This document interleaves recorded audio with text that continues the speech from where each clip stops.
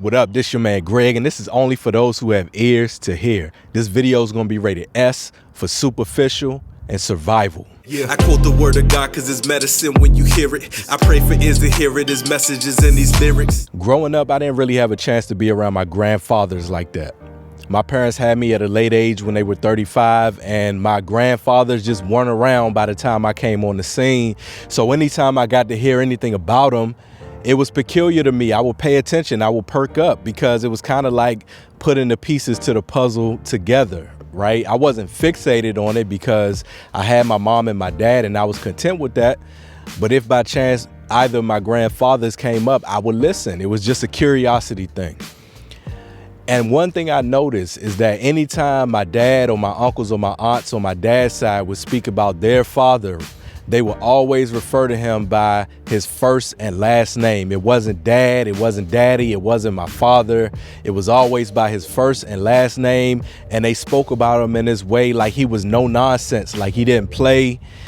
It didn't really seem like a loving type of relationship, to be honest with you. And so that always kind of stood out to me.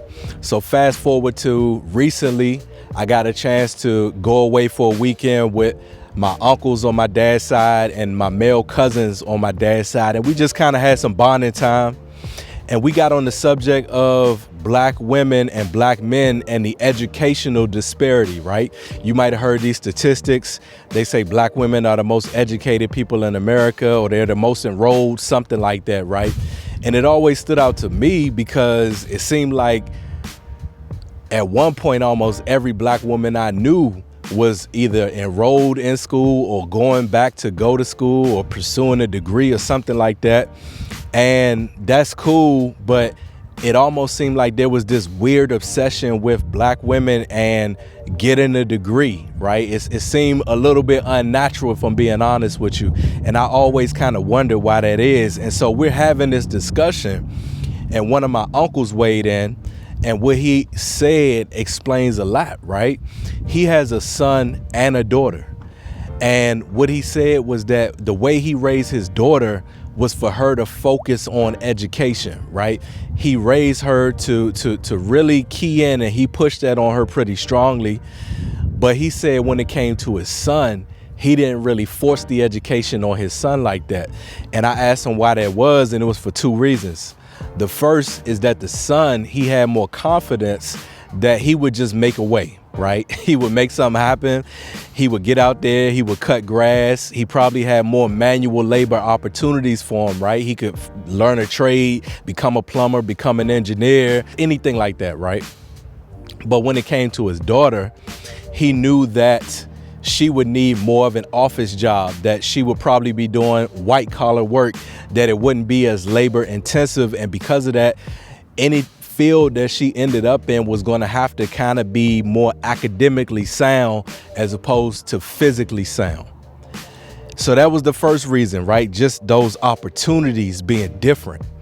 But what actually drove that, and this is the one that hit home, was he was talking about the things that he witnessed in his household when he was growing up. Apparently, my grandfather, who was a hard worker, used to go out, used to get drunk, used to come in the house late, and him and my grandmother would get into it. And when they got into it, he became abusive. And this is something that my uncle witnessed. My other uncle chimed in and said that even he and my dad actually witnessed my grandfather being abusive to my grandmother. And they were teenagers, and they even had to stand up to it at some point. You know, my uncle had to stand up to it at a point. My dad and then my other uncle, who was older than him, they're scrawny 16, 15, 17-year-old kids trying to stand up to him, right, to solve this situation. But that's what they witnessed. And so what my uncle said was that he never wanted his daughter to be in a situation where she was dependent on a man, because my grandmother, she was a stay-at-home mom. She didn't have any income. So she pretty much was forced to be with my grandfather. She didn't have options. She didn't have a choice. So she was pigeonholed. So a lot of the women from that generation, they really were in a situation of survival. So when they had kids, and then the things that their kids witnessed and what they preached to their daughters wasn't just an issue of just, hey, get an education.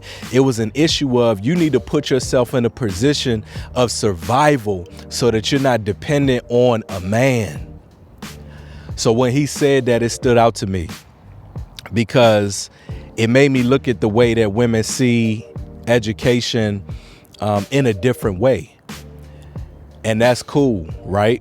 But one thing I've noticed is that it's almost, in some cases, translated from survival into superficial. Because it's like we made education such an idol in the Black community, right? To it's this thing where like you gotta have an education, that it's almost become a god. And I'm not saying that men or women should not pursue an education, but what I'm seeing a lot is that when people get these degrees, they become arrogant, they become conceited, it becomes this status thing, it becomes this pinnacle of my existence, the fact that I got this degree, I became a PhD, I'm a doctorate now, right? And kudos and hats off to you if you do. But the issue is that sometimes what it does, because there's a disparity between a woman and a man, a Black woman and Black men getting their degrees, right? It becomes this thing where they almost price themselves out of the market as far as they're concerned.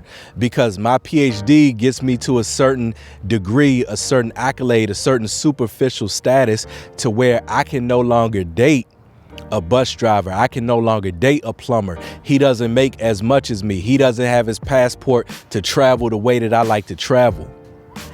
And so somewhere down the line, we had this transition where this ideology went from survival to superficial. So what do we do about this? Why am I making this video? I think it's important for us to stay grounded. I think it's important for us not to covet these worldly things. And I think it's also important for us not to let an experience dictate the remainder of our lives. What my uncle experienced, and a lot of people like him in similar situations, was they witnessed a situation where there was a lot of women who were dependent on men. And they taught a generation of Black women to never put yourself in a situation to be dependent on a man. Never share your bank account. Never put all your eggs in one basket. And they took these things to the heart, and it's gotten to the place where they're just like, man, I can do it without a man. And if I can do it without a man, why even take the risk? If I bring on a husband, right, it's going to be to compliment me. It's not going to be to for us to have a union and to compliment one another. It's going to be just an enhancement, just something I may want when I feel like it.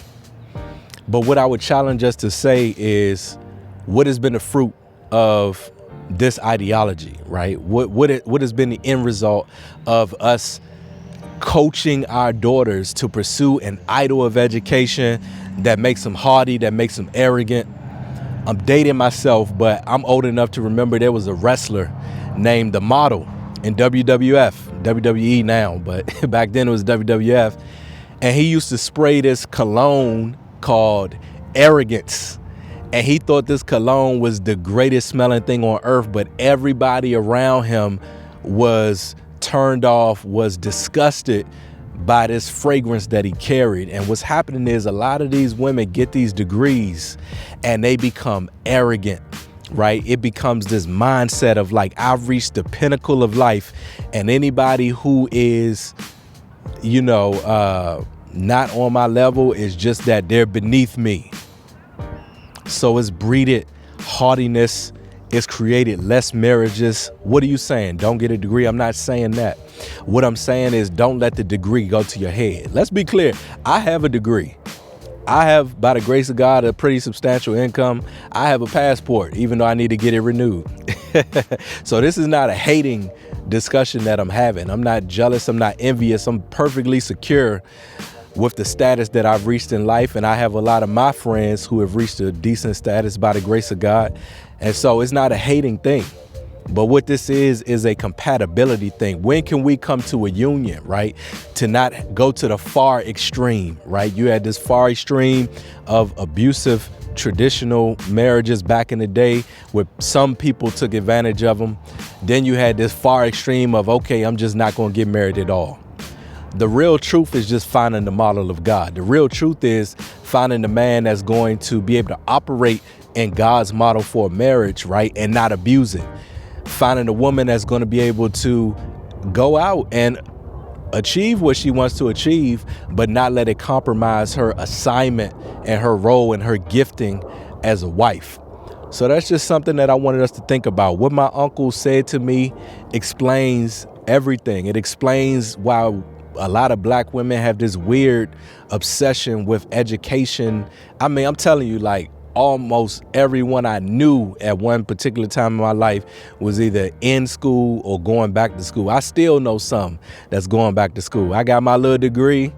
As soon as I got my foot in the door and started getting a little bit of raises, I'm like, what's the point of me going and incurring all of these extra student loans just to be able to say that I have a degree? Okay, it might get me to a certain next level that I might not be able to work myself up to, but do I even want that level?